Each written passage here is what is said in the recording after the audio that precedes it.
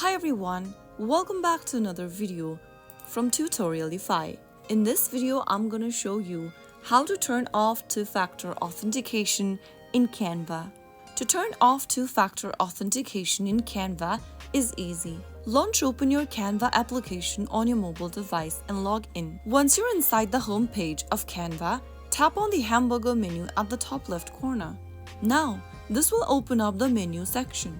Tap on your username at the top and click on Settings on the next page. Inside Settings, click on Login and Security. Scroll down and then tap on the Disable button right under Authenticator app. Enter your existing password for Canva in the text box and click on Confirm Password. Right after you do that, you will be able to disable two-factor authentication from Canva application. I hope the video was helpful to you. If it was, make sure to give us a thumbs up. Don't forget to subscribe to Tutorialify for more Canva tips and tricks.